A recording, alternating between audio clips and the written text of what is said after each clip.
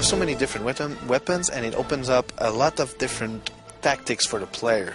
So if you really like your hidden blade, you can be this assassin that only use the hidden blade to do everything. In the first game, you were more like, let's use the counters, and that'll be enough. Now you can use that tactics. You have the taunt. So it's not about only weapons. Something we also add up in the gameplay mechanics of like taunting enemies, and then they will eventually attack you, so you can then do a counter. So it's almost a combo, but not a combo about let's press the right button. It's just the idea of like, okay, I'll use my head, taunting, and then the, you know, defense and counter. But for sure, if you have an axe, suddenly the assassin is kind of like this really badass motherfucker. Sorry, I'm French Canadian. I can say fucking shit. It doesn't mean anything to me. So you can, then really it changed the pace of the fight because it's much stronger. Or if you have the really long spear, you can attack from a distance. So again, it creates a different feeling when you fight, or different tactics. You can even with the spear, you can, you know, you can attack more than one enemy at the same time. Or you can do everything again by being more stealthy, because we made sure also that you weren't being detected so easily in the second game, and that you could assassinate now from everywhere. You can assassinate much more easily from above, from you know, going from a ledge. You can hide yourself in a bale of hay and assassinate from there. So we really made Ezio a much more he's much more a killing machine, I would say, than Altair was.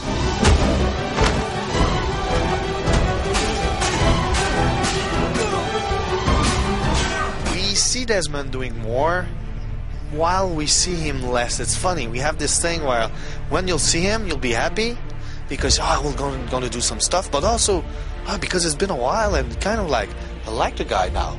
And so we played, like, maybe in the first one we saw him too many times and not doing that much, even though there's a lot of player who loved the Desmond part because it was a change of pace in the first game, so they liked the adventure part of Assassin's Creed 1. It's still there. You'll still find some adventure with Desmond, but we decided to go a little bit less, to not focus on him as being the dividing between all sequences. I felt personally that we didn't need it that much, but he's more. The present part is more there now with the database, with some of like weird glyph that you see here and there in the 3D world, with some voices that you hear from the present. So it's funny, like we have less of Desmond, but a little bit more of the present. And each time you see Desmond, you're really much happier about it.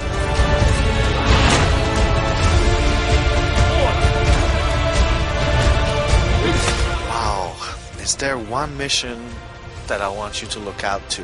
That there's one in sequence. Well, I like them all. It's tough. It's really because it's tough to say this one. I know the Christina scene. It's Romeo and Juliet, and it's really the classic one. I like all the scenes with Leonardo da Vinci that really we developed this relationship between two characters.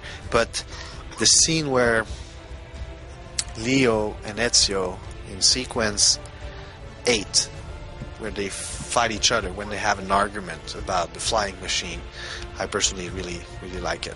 Assassin's Creed 2 was made with gamers in mind. It was a work of love from a really good team, and you should try and pick it up, and I'm pretty sure you'll have a really good experience with it.